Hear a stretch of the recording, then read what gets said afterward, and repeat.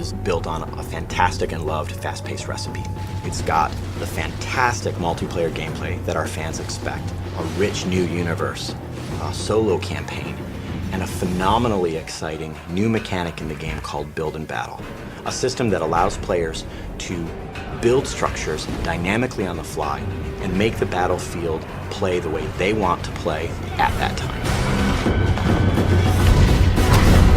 Warhawk was loved around the world by all of our fans. It was really built on a fast-paced, multi-dimensional gameplay over really broad landscapes. We wanted to go one step further. We really felt that the opportunity was great to make a brand new standout approach to the shooter genre, and that's what led us to StarHawk. In StarHawk, the universe is in the future, in the distant reaches of the galaxy, a place we call the Frontier, a set of human colonies that have been built up over a number of years, really kind of fueled by what we call the Rush, kind of our gold rush analog for Rift energy. As these rifters, which is our short term for rift miners, were mining Rift energy, they found that it was incredibly potent. But exposure to Rift energy causes them to become infected. The Rift energy permeates their body, their mind, their skeleton, and they end up becoming enraged, hell-bent to protect the Rifts from the Rifters. And that's one of the factions in our game, the Outcast. And they form these roaming war bands that go from corner to corner in the Frontier, all the distant colonies. And really, that's at the heart of the conflict in our game. We didn't want it to just be two factions. We wanted there to be a face, a character that in our now included single-player campaign that would really connect with players. That's where our character Emmett Graves comes in. He and his brother, a family operation, had a rift claim out in a distant planet. You know, as is unfortunate and common in the Frontier, an outcast warband rolled in and destroyed their extractor, and the rig exploded. As what happens with exposure to Rift energy, both brothers were directly exposed. Now, of course, their gearman, Sidney Cutter, who was up in the dropship above, saw all of this happen.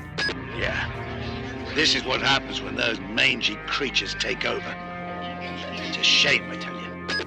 Cutter was able to modify some of his equipment to create this regulator device, and this horrible procedure implanted it directly into Emmett's spine. It's almost a curse. It's incredibly painful for Emmett. And now he bears the mark, the brand of an outcast warrior. And he became outcast himself. And so Emmett ended up being a hired gun, like a gunslinger, protecting claims, going to colonies that were being attacked by outcast warbands. Anybody that comes out here has a plan or a problem. I came back with both. And so Emmett and Cutter take their rift salvaging operation to protect White Sands, a small colony on the distant moon of Dust, from an outcast warband. And so that's the start of the game. Emmett was the hero that they needed, but they didn't want. And not only is that conflict at the core of the game's story and fiction and universe, but it's actually core to our exciting new system in the game called Build and Battle. We decided to say, all right, what if the battlefield was just the landscape? A beautifully rendered canvas onto which the player could customize in a fast, violent, brutal way that matches the gameplay that they expected from Warhawk. And that's what Build and Battle is. It's a quick, brutal system to allow the player to build wall structures and bases and bunkers and towers and all of these other units and structures in the game to fit how they want to play, not only in single player, but in multiplayer.